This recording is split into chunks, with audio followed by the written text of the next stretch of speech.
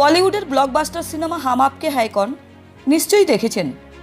1994 সালের এই ছবি শুধু সুপারহিটই নয়, দর্শকদের মনে আজও এক বিশেষ জায়গা দখল করে আছে।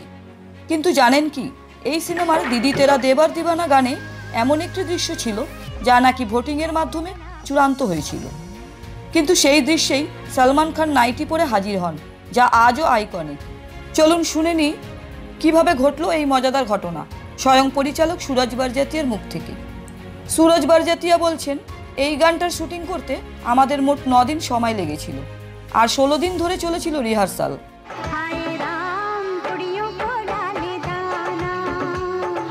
খুব বড় একটা গান ছিল এটি, কিন্তু আমি চাইছিলাম শেষে কিছু একটা মজাদার টুইস্ট থাকুক। তখনই মাথায় আসে কি হবে যদি সলমান একটি সিল্কের নাইটি পরে মজার একটা এন্ট্রি নেয়। কিন্তু সমস্যা হলো, সুরজ বারজাতিয়ার বাবা এই আইডিয়াকে একেবারেই পছন্দ করেননি। তিনি মনে করলেন এটা গানের সঙ্গে ঠিক মানানসই হবে না।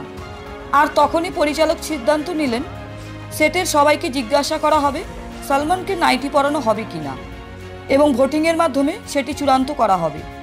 হ্যাঁ, সেটে উপস্থিত সবাই, এমনকি মাধুরী দীক্ষিত এই মজার আইডিয়ার পক্ষে ভোট দিলেন, এবং তখনই ঠিক হয় সলমানকে নাইটি পরিয়েই শ্যুট করা হবে। এবং সলমানের এই বিশেষ সাজের জন্য আলাদা করে কোনো মেকআপ আর্টিস্ট ডাকতে হয়নি, খোদ মাধুরী দীক্ষিতই তাকে সাজিয়ে দিয়েছিলেন। সুরজ বারজাতিয়া আরও বলেন, হাম আপকে হ্যায় কন শুধুমাত্র একটা সিনেমা নয়, এটা ছিল একটা আবেগ, আমাদের পুরো টিমের জন্য, দর্শকদের জন্য।